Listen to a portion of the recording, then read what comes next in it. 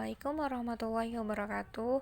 Baik, langsung saja saya di sini akan menjelaskan tentang panitia dalam organisasi. Panitia dalam organisasi adalah tidak lengkap. Kata sementara orang jika kelompok tidak dibicarakan panitia ini menurut Lathans.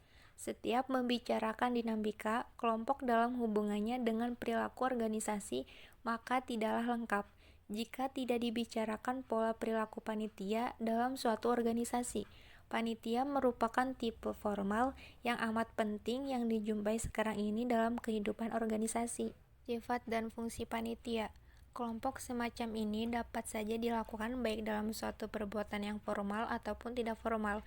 Sering pula dijumpai bahwa panitia mempunyai tugas-tugas khusus berikut wewenangnya. Panitia-panitia tersebut melaksanakan fungsi-fungsi yang berbeda-beda. Ada panitia yang melakukan fungsi pelayanan, penasihatan, koordinasi, pemberian informasi. Ada pula yang berfungsi sebagai pembuat keputusan akhir. Segi negatif dari panitia. Ladergulik yang memakai panitia hanya terbatas pada situasi yang tidak normal, karena menurut pemikirannya, panitia seringkali menunda-nunda pekerjaan, kurang bertanggung jawab, dan menghamburkan waktu. Beberapa teori organisasi. Yang pertama, ada aspek dari pengertian yang dilakukan oleh Weber ini. Ialah suatu organisasi atau kelompok kerjasama ini mempunyai unsur kekayaan sebagai berikut. Yang pertama, organisasi merupakan tata hubungan sosial. Dalam hal ini, seseorang individu melakukan hubungan interaksi sesamanya di dalam organisasi tersebut. Yang kedua, Bernard menyatakan bahwa organisasi itu adalah suatu sistem kegiatan-kegiatan yang terkoordinir secara sadar, atau suatu kekuatan dari dua manusia atau lebih. Yang ketiga, dari Departemen Sosiologi Universitas Minnesota mengemukakan harta kekayaan lain dari suatu organisasi.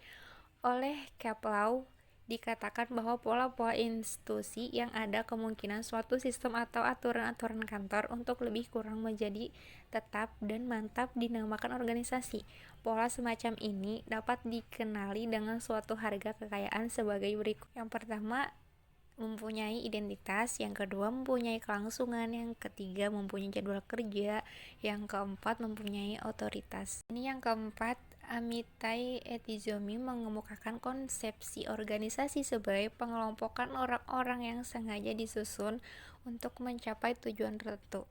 Yang kelima, menurut konsepsinya organisasi itu diciptakan sebagai suatu kolektivitas yang sengaja dibentuk untuk mencapai suatu tujuan khusus tertentu yang sedikit banyak didasarkan pada asas kelangsungan. Sistem tertutup.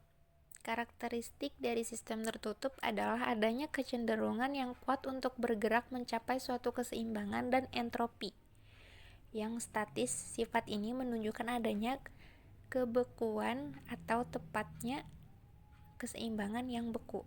Sistem terbuka mempunyai interaksi hubungan yang berkelangsungan dengan lingkungannya dan mencapai suatu tingkat dinamika tertentu atau keseimbangan yang dinamis. Sementara itu, sistem ini masih mempunyai kemampuan yang berlanjut untuk melangsungkan kerja dan melakukan transformasi ke pihak lain. Konsep perspektif. Bentuk lain dari pembagian atau pengelompokan teori-teori organisasi adalah konsep perspektif yang ditemukan oleh Edgar House dan James Bowditch. Pada aslinya, konsep perspektif ini untuk dipergunakan pengelompokan manajemen didekati dari teori sistem. Perspektif 1. Dalam perspektif 1, intinya sama dengan paham tradisional yang melihat organisasi atau manajemen dari perspektif rancangan yang berstruktur.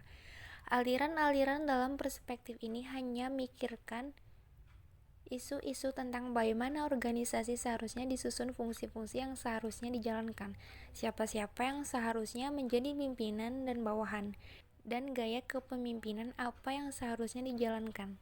Perspektif 2.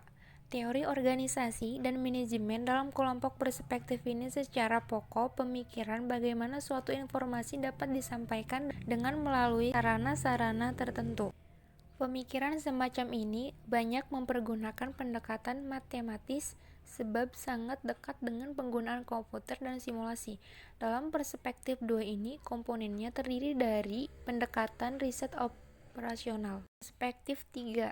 Perspektif ini dinamakan perspektif kemanusiaan. Ada 3 unsur yang menonjol sebagai komponen dari perspektif kemanusiaan ini. Ketiga komponen itu antara lain: yang pertama, aliran hubungan kemanusiaan; yang kedua, aliran pengembangan organisasi; yang ketiga, aliran pemikiran multidimensi. Ringkasan bab. Manusia sebagai makhluk sosial senantiasa ada kecenderungan untuk berinteraksi dengan sesamanya. Kelompok merupakan perwujudan dari kebutuhan manusia untuk berinteraksi tersebut.